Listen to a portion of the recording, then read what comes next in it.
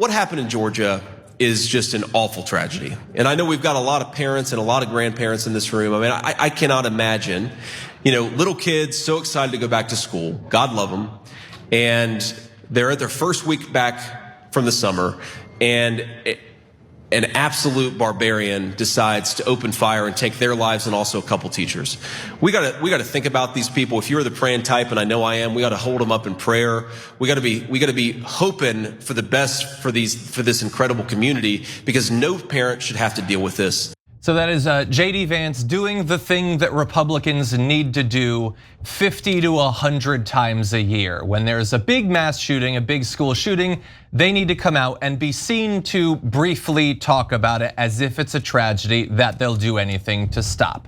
But in this particular case, JD Vance is actually getting some backlash for his comments. Now, others are saying the media has taken him out of context. We're gonna evaluate all of that. But first of all, here is what he actually said. The Kamala Harris answer to this is to take law-abiding American citizens' guns away from them. That is what Kamala Harris wants to do. What is going to solve this problem, and I really do believe this, is, look, I don't like this. I don't like to admit this. I don't like that this is a fact of life. But if you are a psycho and you want to make headlines, you realize that our schools are soft targets. And we have got to bolster security at our schools so that a person who walks through the front door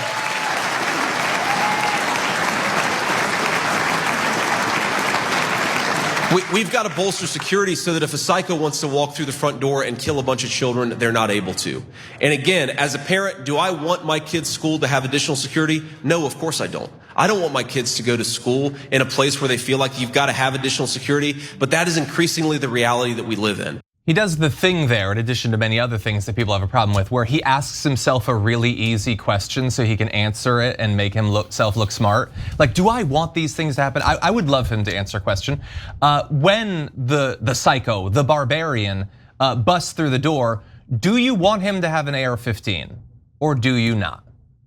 Would it be better if he didn't have access to an AR-15? Answer a question that you maybe don't want to, but the relevant phrase there was fact of life, and you've probably seen this going around. He said at least once, maybe twice, that this is a fact of life, and that has been used in tweets and in ads and in press releases where Kamala Harris and her allies, people who want to see her get elected, are saying that he has described what happened as a fact of life.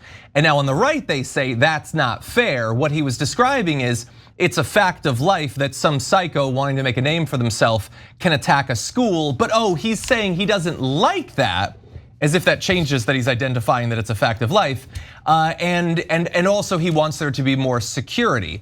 So here's the thing, that is being described as taking him out of context. And I don't think that's true at all. It might have taken him out of the specific sentence that it appeared in, but that's not what context is. Context is the remarks he was making. What they're asserting, Kamala Harris and the others, when they say he's just saying it's a fact of life, is he's saying, what are you gonna do? We're not gonna change anything. It's just gonna happen the way that it does 100 to 200 times a year in America. And the right would say that's not fair, that's not literally what he said, you're taking him out of context. So what's the context here? He said, I don't like it, it's really bad, let's pray for them, let's have more security, let's have a guard, let's lock a door, let's do X, Y, and Z, the things they always say let's do, the things we know won't stop these things from happening. So the context is, he's doing what Republicans always do. He's pretending to have an issue with the fact that people lost their lives. He's proposing changes that protect gun manufacturers and the NRA from anything that affects their bottom line, and doing nothing to actually stop the next shooting or the next 10 shootings or the next 100 shootings from happening. That's the context. The context is he believes it's a fact of life. The context is he's gonna make sure that it keeps happening. So maybe Kamala Harris could have put more words inside of the quotation marks, but they're dead on in terms of what the context of JD Vance was. Hey, don't scroll away. Come back. Because before the video continues, we just want to urge you to lend your support to TYT. You power our honest reporting. You do it at tyt.com/team, and we love you for it. Yeah, so let me take this one at a time. First of all, thoughts and prayers. Has it worked yet? Because we've had nonstop thoughts and prayers about mass shootings. You would think by now it would have worked, right? Oh, right. Yeah, that's totally irrelevant. And so, look, if you're a good religious person out there, God bless you. Thank you for caring in your own way. To, when you do the thoughts and prayers and you mean it, it's not going to prevent the next shooting, but you're trying to do the right thing as much as you can. But remember, a lot of these politicians are soulless, and tons of them. Remember that almost the entire Republican Party wants Donald Trump to lose. The politicians do, right? They just want to be rid of him. That was a story that came out recently, and so they're just constantly lying in when they're on TV, in public. Of course, the number one line is, "Oh, my donors." Joe Manchin said on the Young Turks, "I don't know who my top donors are." So politicians lie all the time. A lot of these guys are atheists. So they say the thoughts and prayers line as kind of an internal joke. They think it's going to nothing. And they're like, that way I could just keep taking the money from the gun manufacturers and the NRA, and I'll have their own voters they treat as suckers.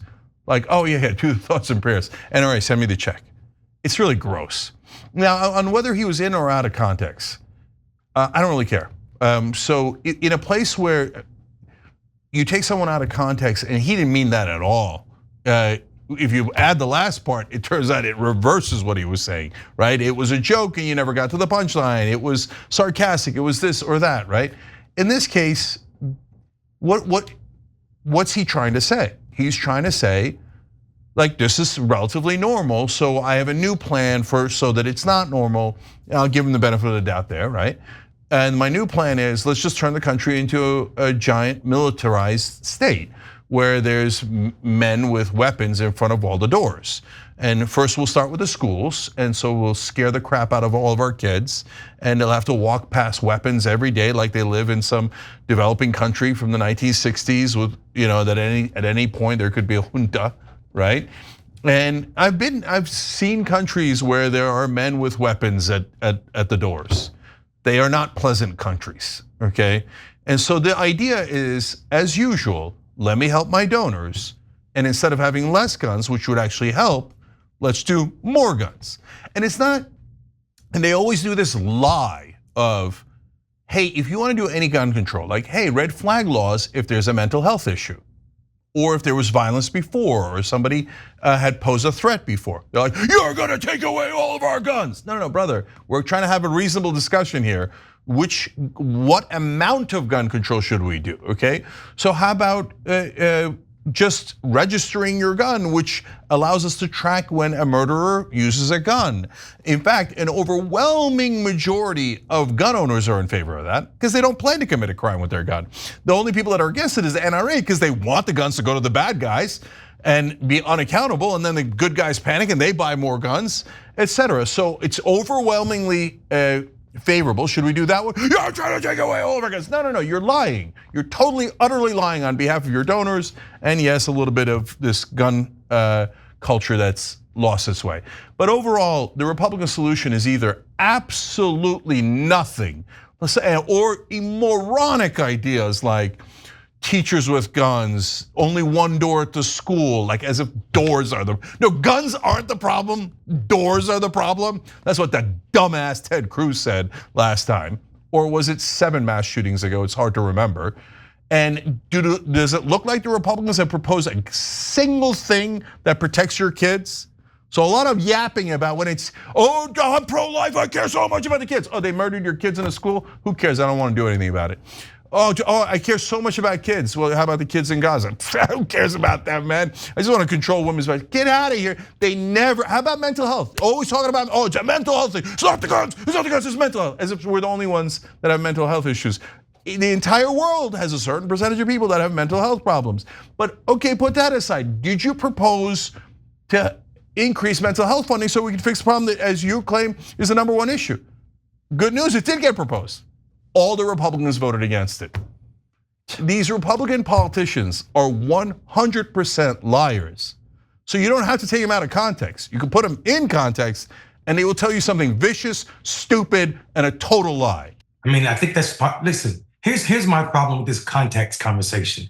Let's have a context conversation around the AR-15 and why civilians have access to it in the first place. When the guy who created, who happens to be a Marine just like me, created it because he felt the military, the United States military, not United States regular citizens or civilians, military needed a lightweight rifle to make them more efficient at war.